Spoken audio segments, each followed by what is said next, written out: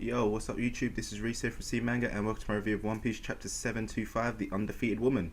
So you know what, it was a weird chapter this week for me, it's like a lot happened, but at the same time, I didn't really feel like it fully progressed the story enough, it's like, there's a lot of perspectives going on with this one. It's like, first off we got obviously where it ended last week with Law and Don, and nothing really happened, which was a bit annoying. I'm there thinking, obviously if you watch my last review, you'll know that I was thinking it's going to go into a flashback so we find out a bit more about Law and Don's past, but instead it decides to like kind of show a little bit of them and show a little bit of everyone else, what's going on, just kind of like catch up with everyone.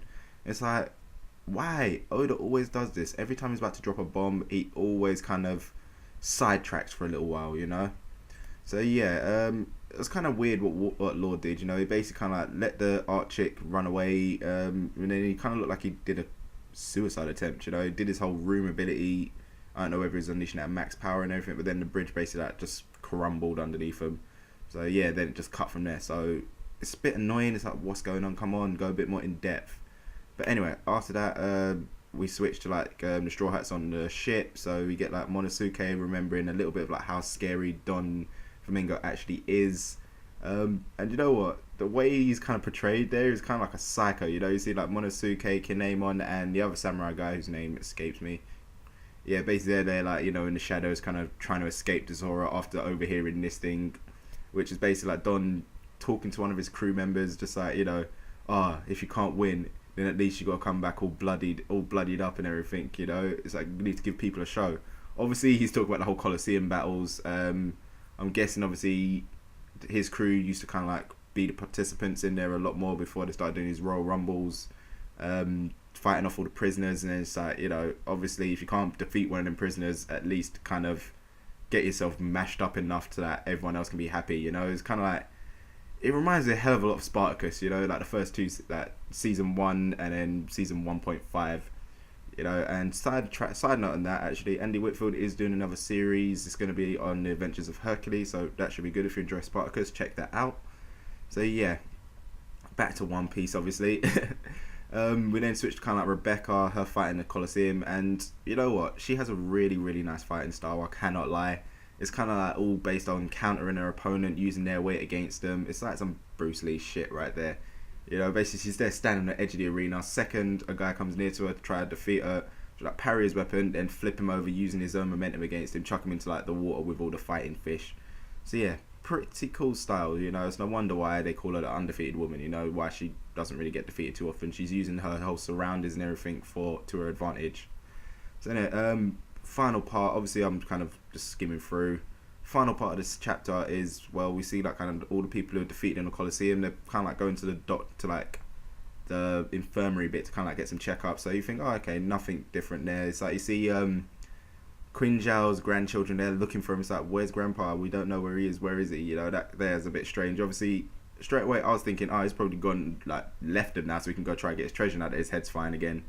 But no. Instead, as they go for their checkups, the doctors, they kind of like open a pit, and then they drop it into like a garbage chute type pit. Yeah, it's kind of reminiscent of like Star Wars, the part in the garbage thing and the walls start closing in. So yeah, it's a little kind of strange, but anyway, that there is pretty much the end. That's all the chapter really. That's just my quick little overview. Two highlights for me. Sorry, two highlights for me have to be obviously. There's this one scene where Bart, he's just there like he can see Zoro and Kinemon. He's there just like going on like a little fangirl. It's so funny. He's begging Zoro for an autograph, and that scene actually made me laugh my head off. It's just the fact that you just see him there, he's like all snotted up, all crying. He's just acting like some crazy bleeber girl or whatever the hell these silly little girls are into. One Direction, one of them. One of them crazy ass fans. He's there just like blubbering all over himself. It's like, oh please, I'll give you an autograph. I'll go get Luffy for you. All that rubbish. It's funny. And then the second bit, it has to be kind of like the whole garbage pit thing, because it kind of does offer up a little bit more information about the whole toys thing, because obviously the garbage pit is just full of broken toys. There's no kind of skeletons down there. So it's kind of making me think that if you like kind of lose in the arena, obviously you don't end up leaving. Instead, you get turned into a toy, and then yeah, you live the rest of your life as a toy.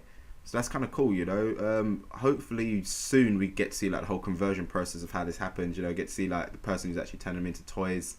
A little prediction kind of for the future, a little speculation on my part is going to be, I'm guessing like all them guys down are going to get turned into toys. Majority of them are going to like obviously forget themselves. Quinjal maybe because he's got his whole hacky and everything, he'll like retain his consciousness, and then end up like escaping from the factory at some point down the line, talk to Luffy, and then that's when we're going to get like a whole flashback of exactly what happened to them.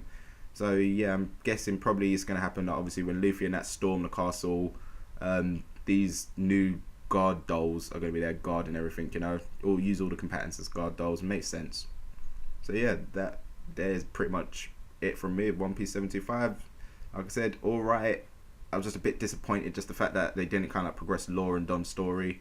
That's what I was kind of looking forward to, but still, a couple new revelations, not too bad. Doesn't really look like they're going to go too in depth for the Colosseum stuff. Hopefully they don't go too far into it, because yeah, Rebecca isn't really the most interesting of characters, but still. So yeah, that there pretty much ends it from me, guys. You know the usual, let me know what you thought about this chapter in the comments below. Before you leave, give it a little thumbs up, really does help, and check out the channel for the other content we do. So I'll see you soon.